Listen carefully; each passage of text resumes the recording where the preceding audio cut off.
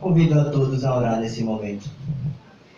Grandioso Deus e Pai, poderoso Senhor, estamos, ó Pai, na Tua presença através da oração, com a Tua permissão, ó Pai, de comunicar-se com o Senhor, nesse dia, ó Pai, tão especial.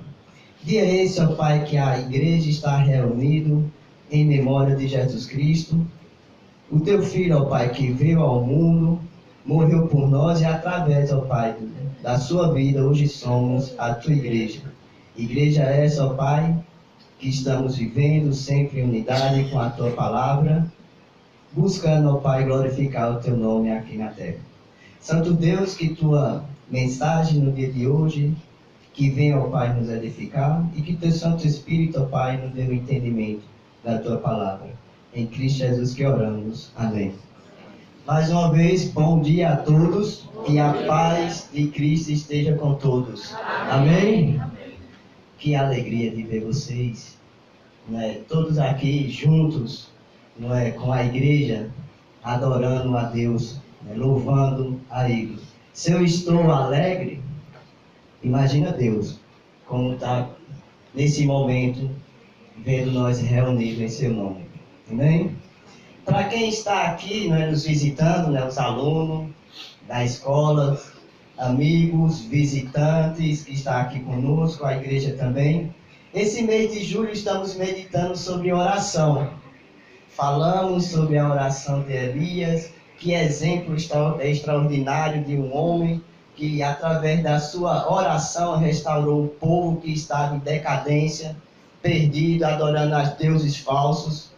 Meditamos também sobre a adoração através da oração, onde o apóstolo Paulo exorta a igreja em Filipenses capítulo 4, como a igreja deve proceder em adoração e oração. Hoje vamos falar um pouco a igreja que vive em oração. Oração é uma forma pelo qual podemos ter um relacionamento íntimo com Deus.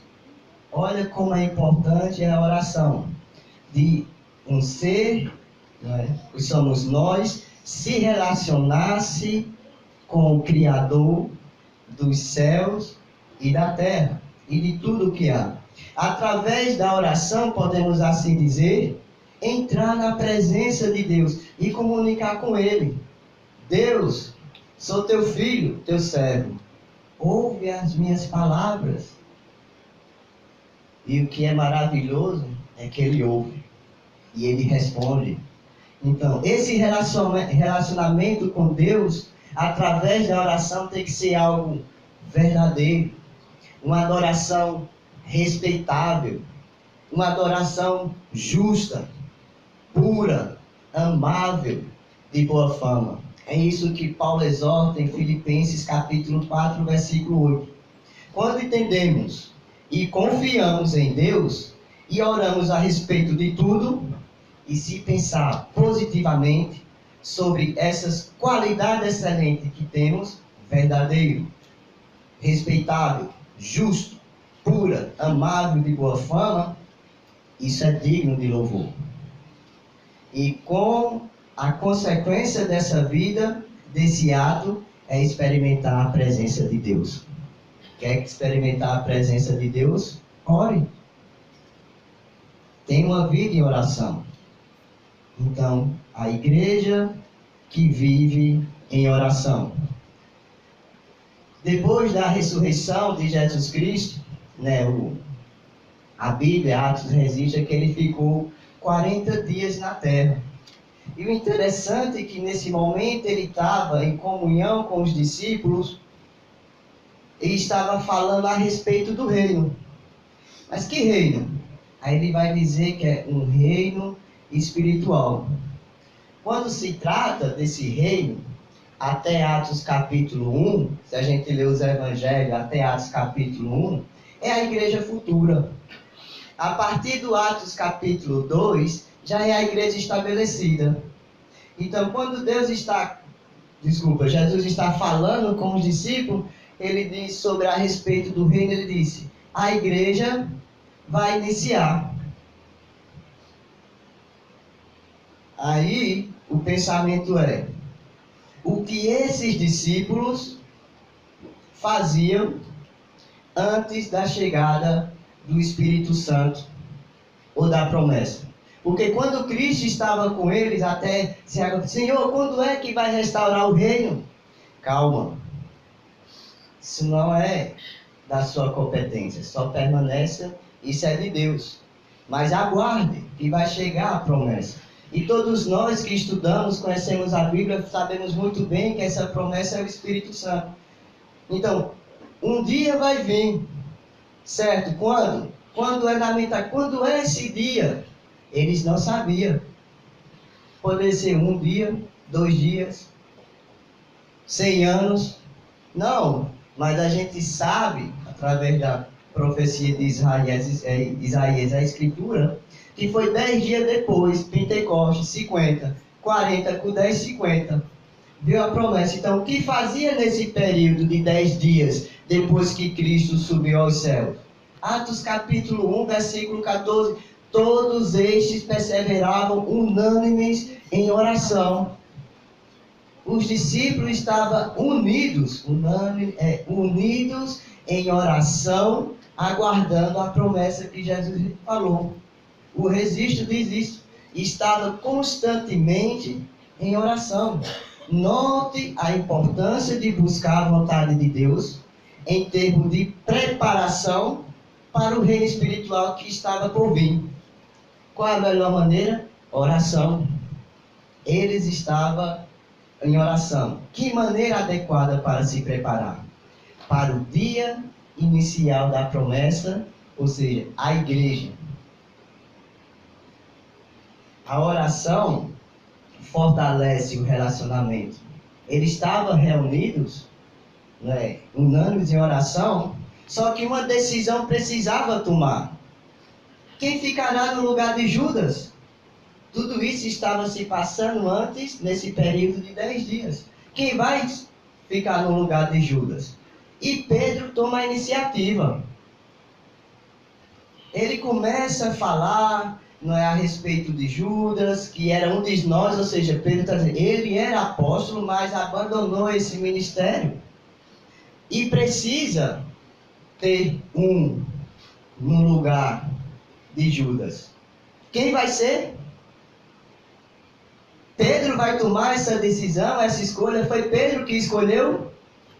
Versículo 24 de Atos capítulo 1. E orando, o grupo de discípulos orando disseram, Tu, Senhor, que conhece o coração de todos, revela-me qual desses dois tem escolhido.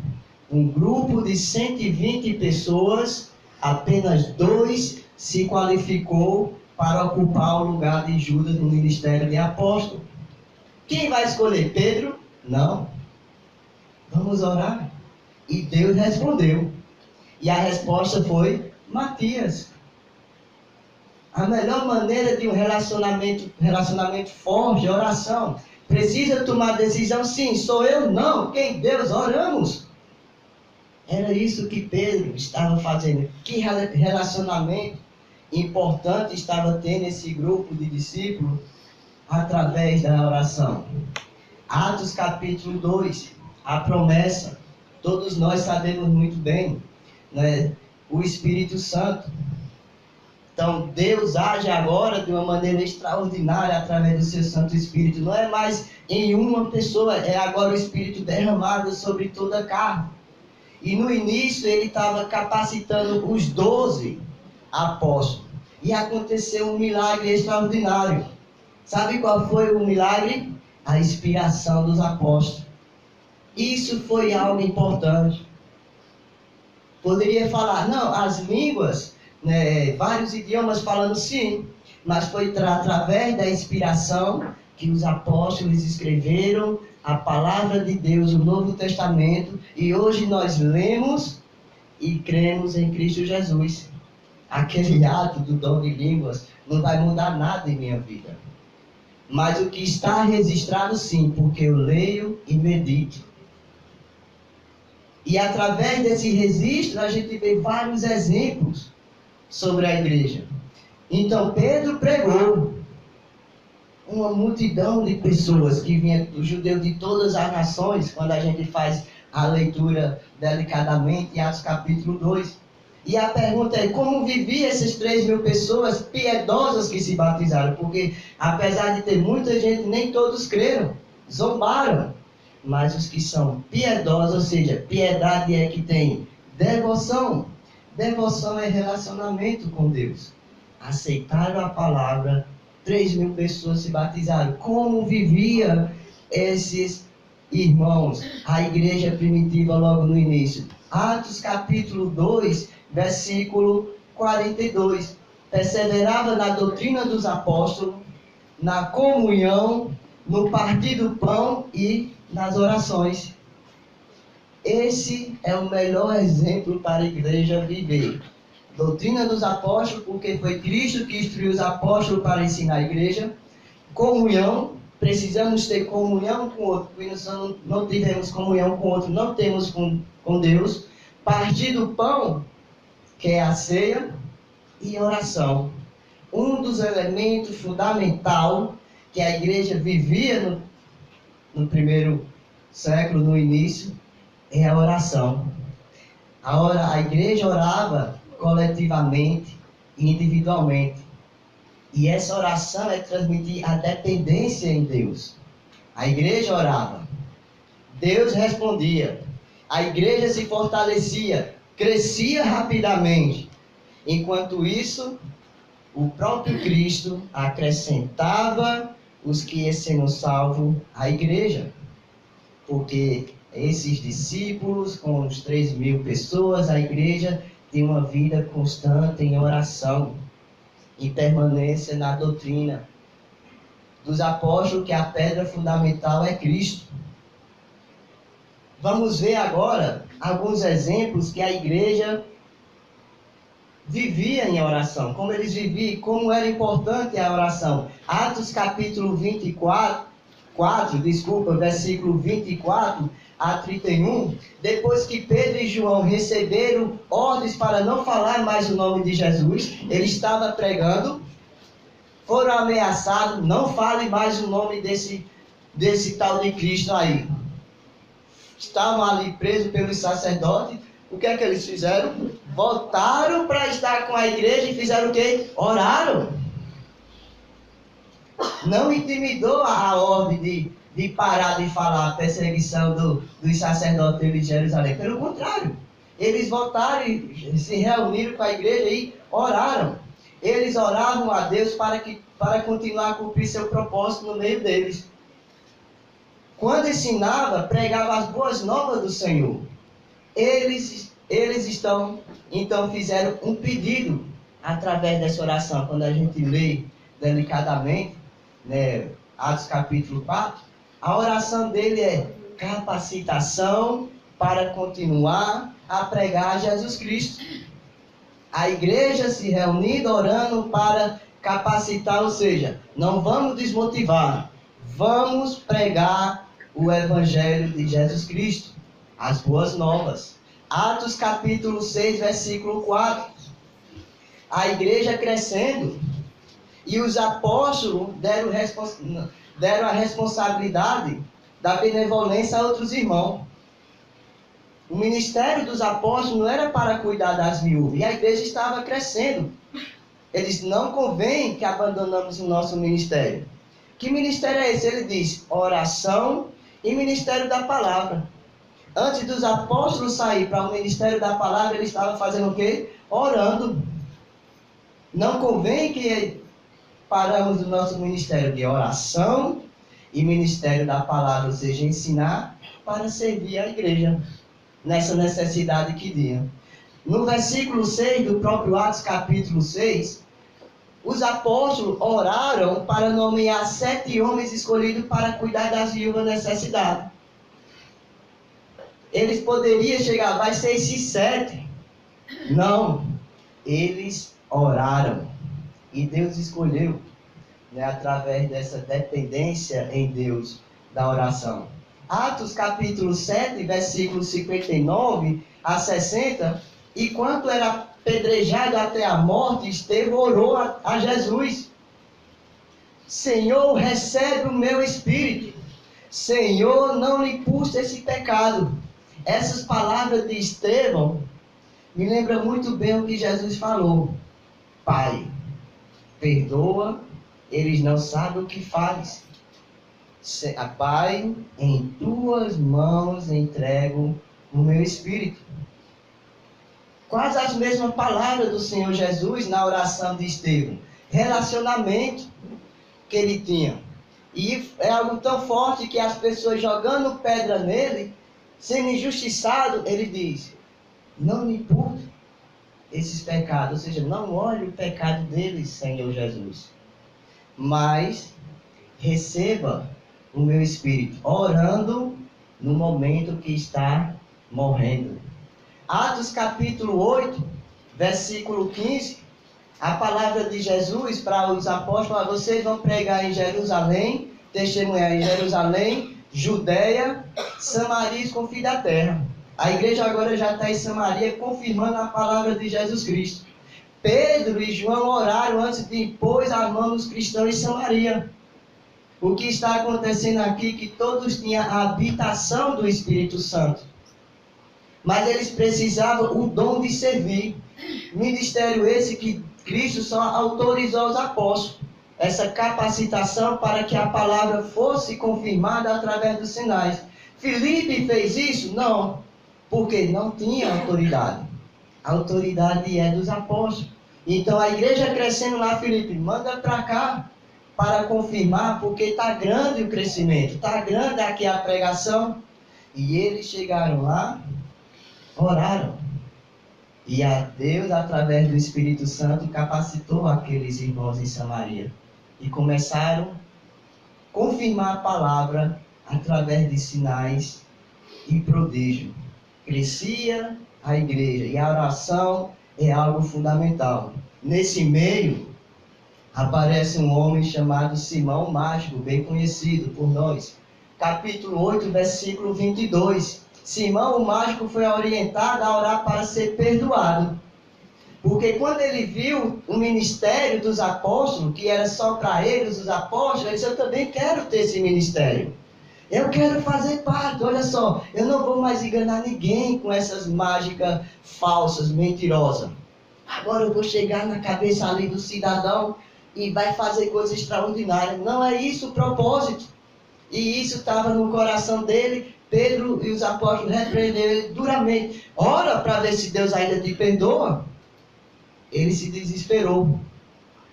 Aí no versículo 24 ele diz: Pedro e João, ora por mim, por favor, para Deus, para Cristo me perdoar. Precisou de uma oração para ele se arrepender do seu erro. Atos capítulo 9, versículo 40, Pedro orou antes de trazer Dorcas de volta à vida. Foi um milagre que aconteceu, sim, mas qual foi o ponto importante aqui? Ele orou e aconteceu esse ato. Atos capítulo 10, versículo 9, e também Atos 11, versículo 5, em Jope, enquanto Pedro esperava, estava em cima da área da casa, o telhado, tanto faz, ele estava fazendo o quê? Orando. Orando e esperando que alguém fosse lá falar com ele. Atos capítulo 12, versículos 5 a 12, a igreja orou por Pedro quando estava preso.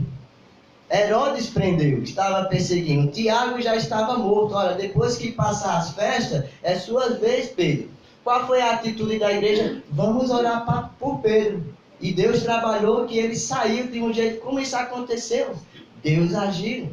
Através do quê? Da resposta da igreja. Atos capítulo 13, versículo 3. Foram feitas orações antes de mandar Paulo e Barnabé na primeira viagem missionária. Agora, a palavra de Deus já está nos confins da terra, alcançando os gentios. Barnabé e Paulo, dois excelentes pessoas para realizar esse ministério. Vai Paulo, vai Barnabé. Não, oramos primeiro por ele, para Deus ajudar nesse ministério que foi de levar a palavra. Atos capítulo 14, versículo 23, Paulo e Barnabé instituíram presbítero em cada igreja, depois de orar. Cristianismo se formando, então se há cristão, há igreja, porque a igreja é pessoas, mas para isso precisa, que a Bíblia deixa bem claro, de pessoas qualificadas para pastorear a igreja, cuidar da igreja. Quem vai ser essas pessoas? Paulo e Barnabé oraram antes, para saber a Deus quem realmente vai ser esses homens para cuidar da igreja. Atos capítulo 16, versículo 25, preso em Filipos, Paulo e Silas oravam durante a noite. Maior alegria, orando, eles presos, orando. Atos capítulo 20, versículo 36, quando Paulo despediu-se dos presbíteros de Éfeso, todos se ajoelharam e oraram. Porque Paulo diz, não vou mais ver vocês. Paulo já sabia que ele ia para Jerusalém e ia ser preso. E eles fizeram o quê? Oraram. Atos capítulo 21, versículo 5. Foram feitas orações na praia quando Paulo partia de Tiro. Atos 22, 17. Paulo no templo orando. Atos 28, versículo 8. Paulo orou antes de curar o pai de Públio na ilha de Malta. Veja como é a importância da oração na vida da igreja. Tanto em termo coletivo, a igreja reunida, também como individual, como ficou Pedro. Que maravilhas aconteceu através da oração. Capacitação, perdão, curas, com aquele propósito que estava naquela época, missões, mas tudo isso precisa de oração. É algo fundamental para a igreja, a oração. A igreja que vive em oração é uma igreja de atitude. A oração é buscar a presença de Deus. Como buscamos ao Pai em nome de Jesus, pelo auxílio do Espírito Santo, onde nossas necessidades são supridas. Atitudes que devem manter para que a igreja cresça. Oração. Oração. Oração. Nosso irmão Reginaldo leu 1 Tessalonicenses, capítulo 5, do versículo 12 ao 23, como a igreja deve proceder. É um exemplo extraordinário, é um exemplo maravilhoso para nós hoje, a igreja. Como devemos proceder? Versículo 12 a 13 de 1 Tessalonicenses capítulo 5. Agora, vos rogamos, irmãos, que acatais com presos que trabalham entre vós, e que vos presidem no Senhor e vos admoestam, e que os tenhais com amor em máxima consideração por causa do trabalho que realizam, viver em paz um com os outros. Como a igreja deve proceder? Com oração a respeito daqueles que trabalham a favor do Evangelho. Tem que orar. Versículo 14 a 15. Exortai-vos também, irmãos, ao que admoestais insubmissos, consoleis os desanimados, apareis os fracos, e sejais longânimo para com todos. Evitai que alguém retribua a outro mal por mal. Pelo contrário, segui sempre bem entre vós e para com todos. Como a igreja deve proceder? Com oração a respeito dos irmãos. Temos que orar um pelos outros. Versículo 16 a 18. Regozijai-vos sempre. Orai sem cessar. Em tudo dai graça, porque esta é a vontade de Deus em Cristo Jesus para conosco. Como a igreja deve proceder? Com oração a respeito de Deus. Do versículo 19 ao 22. Não apaguei o Espírito, não desprezei as profecias, julgai todas as coisas, retendo o que é bom, abstendo-vos de toda forma do mal. Como a igreja deve proceder? Com oração a respeito da espiritualidade. Irmãos que trabalham na obra, vamos orar. Orar um pelos outros, vamos orar. Orar a respeito de Deus, ação de graça, vamos orar. Orar sobre a espiritualidade, oremos. Se somos a igreja, temos que ter essa atitude. Esse é o exemplo da igreja primitiva. E é algo que devemos continuar hoje. Porque nós somos hoje aqui a continuação do que está escrito aqui em Atos. Somos a igreja bíblica que está escrita aqui em Atos. Alegrai-vos sempre. A igreja está alegre em toda e qualquer circunstância. Alegrai-vos sempre. A base desta alegria é a fé e a confiança em Deus. Alegrai-vos, igreja. Orai sem cessar. Atitude de orar muitas vezes. Oração em todos os momentos da vida. Ore sempre. Em tudo dai graça. Todas as circunstâncias, seja boa ou má, são para ser vividas em agradecimento a Deus. Em tudo dai graça. É assim que devemos, que Deus quer que nós vivamos hoje a igreja. A oração nasce de uma vida de alegria. A alegria cristã ela expressa o louvor e o contentamento, submissão a Deus, a Cristo e a palavra. Oração é atitude, é atividade. Oração leva uma vida em gratidão. Se orarmos e confiamos em Deus, a vida será de gratidão pela resposta de Deus. Mesmo que a resposta não seja como queremos, mas Deus responde conforme a sua vontade. Oração é a expressão da vontade de Deus. É realizada em Cristo Jesus e não pelos nossos esforços, e sim por Deus, por Cristo, mas é para ser obedecido por cada um de nós que estamos aqui. A oração sem cessar é baseada em atitude de louvor, constância, gratidão, humildade. Assim que a igreja deve proceder. Vimos exemplo da igreja primitiva, que a oração foi fundamental para o crescimento, edificação e o servir da igreja. Hoje nós, a igreja, continuamos com essa dedicação. A igreja que vive em oração. E eu quero concluir meditando a palavra do apóstolo Paulo no versículo 23, de 1 Tessalonicenses capítulo 5. O mesmo Deus de paz vos santifica em tudo. O mesmo Deus vos santifique em tudo.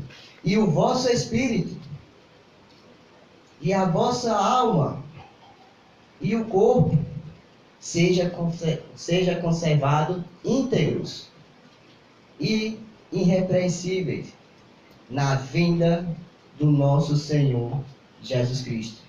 A graça do Senhor Jesus Cristo seja com a igreja. Amém? Amém.